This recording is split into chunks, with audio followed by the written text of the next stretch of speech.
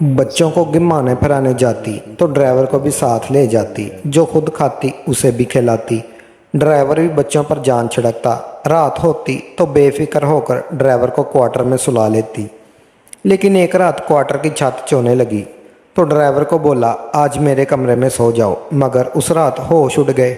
Driver, मेरे शौहर ने एक पठान जवान और खूबसूरत ड्राइवर रखा था। जब पहली बार मैंने उसको देखा तो मैं गुमसुम सी उसे देखती रह गई। वो इतना खूबसूरत था कि देखने वाले नज़रें पलटना ही भूल जाए।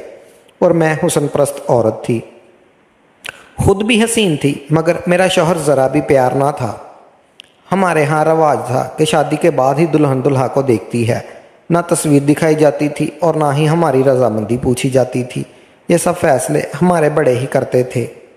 मेरी शादी पर भी ऐसा ही हुआ था। मैं खूबसूरत तो थी, इसलिए ख्वाब भी ऐसे नहीं शौहर के देखे थे। मुझे लगा कि मेरे वालिदैन मेरे लिए ऐसा हम सफ़र तलाश करेंगे जो देखने में मुझ जैसा हो। आसम से जब मेरी मंगनी हुई तो मेरी बड़ी ख्वाहिश थी कि मुझे कोई इसकी तस्वीर ही दिखा दे। लेकिन नहीं, मेरे वालिद ने इस मामले पर बड़े सख्त थे और मेरे वालदा मेरे वालिद से बेहद डरती थी।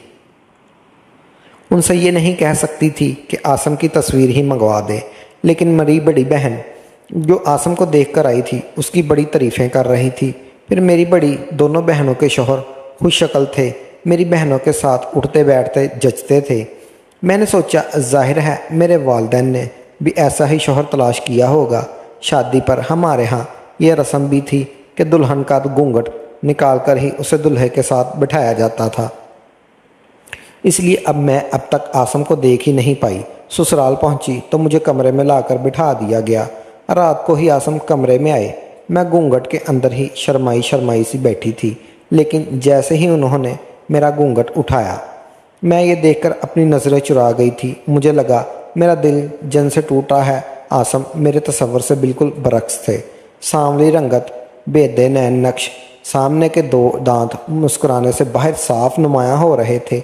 ये देखकर तो मेरी आंखों से आंसू ही छलक गए थे।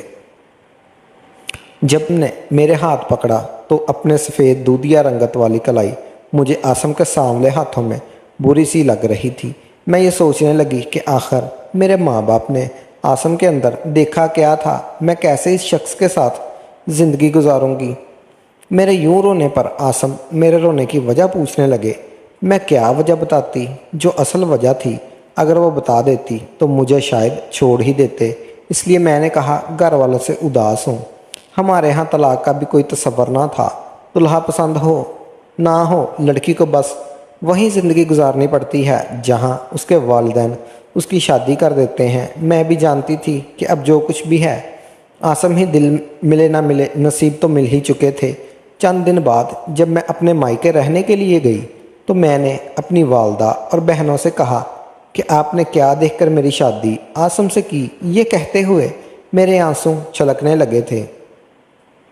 मेरी बहनें मुझे हक्का बक्का देखने लगी। मेरी वालदा कहने लगी, क्या कमी है उसमें, अच्छा खासा कमाता है, बल्कि तुम तो अपने दोनों बहनों में ज़्यादा सुखी ज़िंदगी गुजारोगी।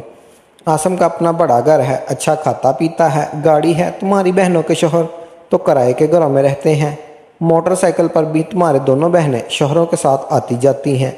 मैंने कहा, अम्मा, मैंने ज़िंदगी इंसान के साथ गुजारनी थी, इसके घर के और गाड़ी के साथ नहीं। मैं भी मोटरसाइकिल का सफ़र कर लेती, किराए के घर में रह लेती, पर शौहर तो ऐसा होता जिसे देखने का जी चाहता। मेरी माँ ने मुझे डांटना शुरू कर दिया। कहने लगी, तू तो नाशुक्री औरत है, इतना भी बुरा नहीं है वो, अच्छा खासा ही तो है। मैंने कहा, ठीक है, आपको तो अच्छा खासा ही लगेगा, पसंद जो आपकी है मेरी तो नहीं है। मैं अपने वालिदैन से इस कदर बदज़हन हो गई थी कि मैंने उनके घर जाना ही छोड़ दिया था। ज़्यादा वक़्त मैं आसम के घर पर ही गुजारती थी। इसके वालिदैन हयात ना थे। बहुत बड़ा घर था, नौकर थे, चाकर थे, सब कुछ था। बस जिसके साथ मुझे वक़्त गुजारना था वो मुझे पसंद ना था। जब भी आसम मेरे साथ बैठता, बातें करता, तो मैं बहाने से उठती और कहती, मेरे सर में दर्द है, मुझे नींद आ रही है। कभी कहती कि पूरा दिन मुलाजमों से काम करवाते करवाते मैं थक जाती हूँ, मैं जल्दी सोने की आदी हूँ। ना मुझे समझ आता, मैं उसे बनाती रहती। वो चुपचाप एक टक मुझे ना देखता।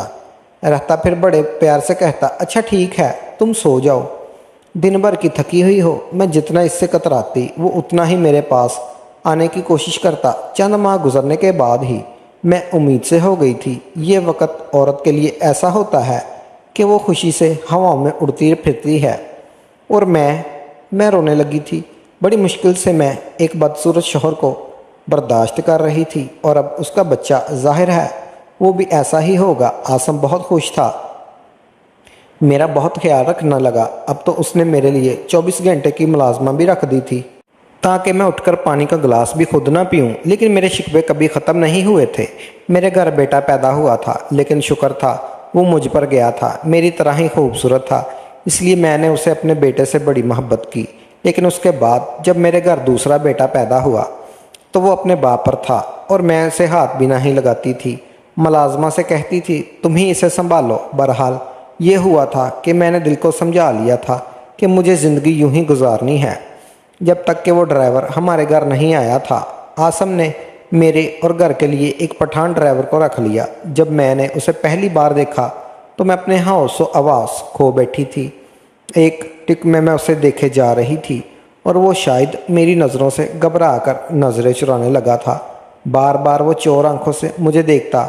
जब मुझे अपनी तरफ मतवज्जा पाता तो नज़र चुरा लेता। वो 22-23 साल नौजवान था, लेकिन हुस्न का शाहकार था। मेरे शौहर ने उसे 2-4 सवाल पूछे कि तुम्हें गाड़ी तो ठीक से चलानी आती है, क्योंकि तुम्हें मैं घर के लिए ड्राइवर रखना चाहता हूँ। बीवी बच्चों का मामला है, ये ना हो कि मैं मुंह के नसवार डाले तुम गाड़ी चलाओ और कहीं ना कहीं ठोक दो। ये सुनकर जब वो पठान नौजवान मुस्कुराने लगा तो उसके गाल पर पड़ने वाला डिम्पल तो जैसे मेरी जान ही लेने लगा था। वो मेरे शौहर से कहने लगा, नहीं साहब जी, मैं नसवार नहीं खाता और गाड़ी भी बड़ी एहतियात से चलाता हूँ, आप बेफिक्र रहें। मैं ये सुनकर बड़ी खुश हो गई कि मेरे शौहर ने इस ड्राइवर को नौकरी पर रखा है। मेरे शौहर ने कहा कि ठीक है, सुबह 7 बजे तुम्हें मेरे बच्चों को स्कूल छोड़ने जाना है, और उसके बाद बेगम साहबा जहाँ कहें उसे ले जाना। वैसे मेरी बेगम बाहर कम ही आती जाती है, हाँ, लेकिन शॉपिंग के लिए कभी कभार चली जाती है। वो कहने लगा, जी साहब जी, आप बिल्कुल बेफिक्र रहें, मालकिन को मुझसे कोई भी शिकायत नहीं होगी। अब तो मेरा ज़्यादातर वक्त बाहर घूमने फिरने में ही रहता था। जैसे ही बच्चे स्कूल से आते मैंने खाना वाना खिला दिया और कहा कि चलो आज पार्क में घूमने चलते हैं। बच्चे भी बड़े हैरान कि हमारी माँ को आज हुआ क्या है।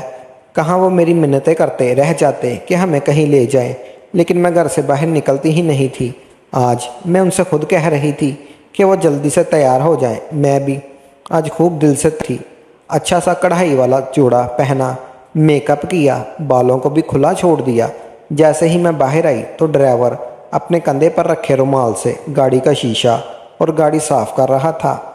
मैंने कहा, जल्दी से गाड़ी में बैठो, हमने पार्क जाना है। वो फ़ौरन से सर हिलाता हुआ गाड़ी में बैठ गया। चौकीदार ने मेन दरवाज़ा खोल दिया। मेरे बच्चे गाड़ी की पिछली नशिस्त पर बैठ गए और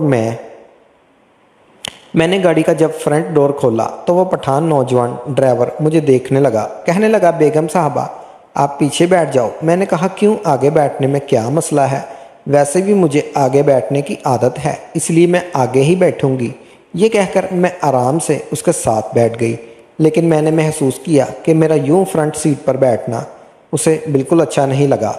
वो माथे पर त्योरी चढ़ाते हुए गाड़ी चला रहा था और मैं चाहती थी कि उसके दिल में मेरे लिए कोई भी बदगुमानी न पैदा हो, वो मुझे बुरा ना समझे। इसलिए जब हम पार्क में गए तो मैंने कहा, तुम भी अंदर आ जाओ, गाड़ी में बैठे बैठे क्या करोगे? वो खामोशी से पार्क के एक बेंच में बैठ गया। मेरे बच्चे वहाँ पर खेलने लगे। मैं कुछ देर तो जानबूझ के पार्क पर चहलकदमी करती रही, उसे देखती रही। वो नज़रें झुकाए बैठा हुआ था या फिर बच्चों को खेलते हुए देख रहा था। कुछ देर बाद ही उसके बेंच पर बैठ गई। मैंने देखा कि वो तसब्बुब का शिकार हुआ था। मैंने जानबूझकर उसके हाथ पर हाथ रख दिया और बुरी तरह चौंका दी। मैंने कहा, तुम बहुत खूबसूरत हो, बड़ी खुशनसीब होगी वो लड़की जिसकी तुमसे शादी होगी। वो गुस्से से मुझे देखने लगा। मैंने फ़ौरन से मौजू बदल दिया। फिर मैं बच्चों के साथ एक रेस्टोरेंट में चली गई। वो बाहर ही बैठा था। मैंने कहा, आओ बच्चे शौक से बर्गर खाते हैं, आज तुम्हें भी बर्गर खिला देती हूँ। برگر کا نام سن کر اس کے چہرے پہ میں نے مسکان دیکھی تھی۔ میں بھی خوش ہو گئی کہ چلو اس کا موڈ تو ٹھیک ہوا۔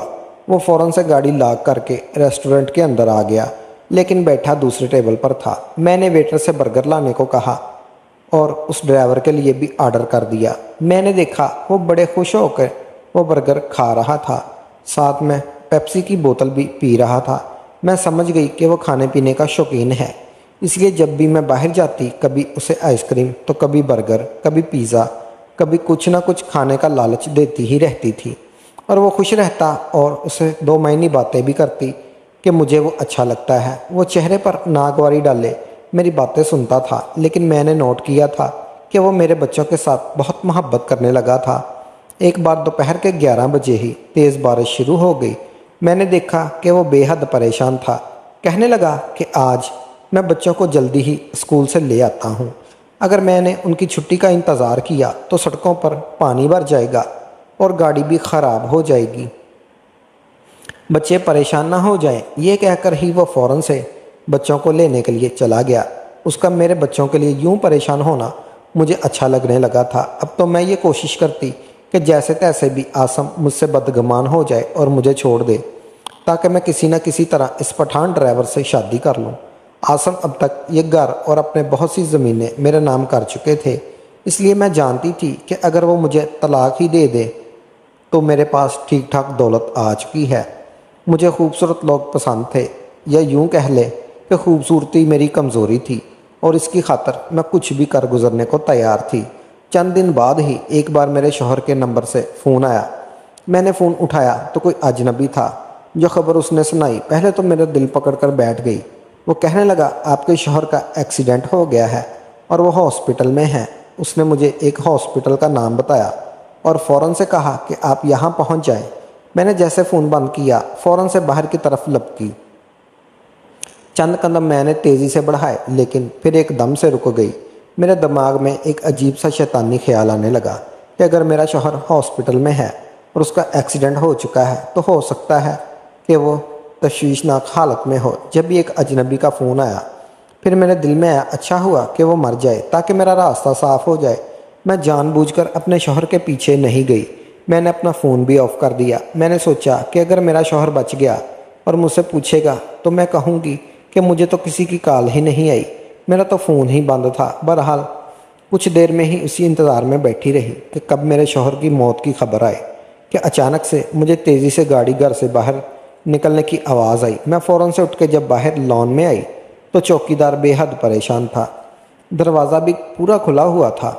پوچھا تو میں گاڑی میں کوئی نہیں کھڑی تھی۔ میں نے کہا یہ ڈرائیور کہاں گیا؟ چوکیدار کہنے لگا بیگم صاحبہ، ڈرائیور کے نمبر پر صاحب جی کے نمبر سے فون آیا تھا، ان کا ایکسیڈنٹ ہو گیا ہے اس لیے ڈرائیور ان کے پاس گیا ہے۔ یہ سن کر میں نے حیرت کا اظہار کیا۔ میں نے کہا مجھے کیوں نہیں بتایا، کیسے ہو گیا ایکسیڈنٹ؟ میں نے یوں ظاہر کیا جیسے میں ہر بات سے لا علم ہوں۔ میں نے جان بوجھ کر اپنی آنکھیں یوں رگڑنے لگی جیسے رو رہی ہوں۔ دعا کر رہی تھی کہ کاش میرا شوہر صحیح سلامت نہ 2 گھنٹے بعد جب ڈرائیور واپس آیا تو میرا شوہر اس کے ساتھ ہی تھا۔ مجھے حیرت کا جھٹکا لگا کیونکہ اس سے معمولی سی چوٹیں آئی تھی۔ ہلکا سا لنگڑا کے چل رہا تھا اور ڈرائیور اسے سہارا دیتے ہوئے گھر کے اندر لے آیا تھا۔ میں جان بوجھ کر اس سے سوال کرنے لگی کیسے ہو گیا ایکسیڈنٹ، اپنا خیال نہیں رکھتے؟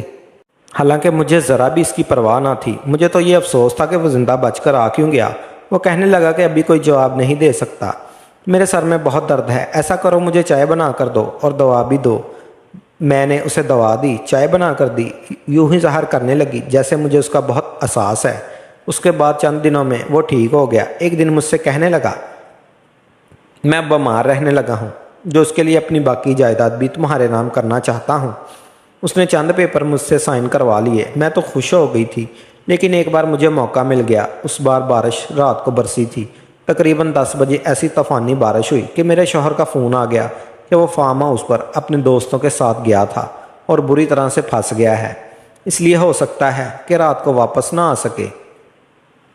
میں نے سوچا یہ موقع اچھا ہے، میں کسی بہانے سے ڈرائیور کو اپنے کمرے میں بلا لیتی ہوں، کیونکہ میں جانتی تھی کہ جس کوارٹر میں ڈرائیور ہوتا ہے اس کی چھت پر جگہ جگہ شگاف پڑ چکے ہیں۔ جب بارش ہوتی ہے پانی سارا کمرے میں آ جاتا ہے۔ میں فوراً سے چھتری لے کر باہر آئی۔ چوکیدار بھی اپنے کوارٹر میں جا چکا تھا۔ میں نے فوراً سے ڈرائیور کو کوارٹر کے دروازے پر دستک دی۔ وہ شخص سویا ہوا نہیں تھا، سو بھی کیسے سکتا تھا؟ اس کا تو پورا کوارٹر پانی سے بھر چکا تھا۔ اس نے دروازہ کھولا اور بیزاری سے مجھے دیکھنے لگا۔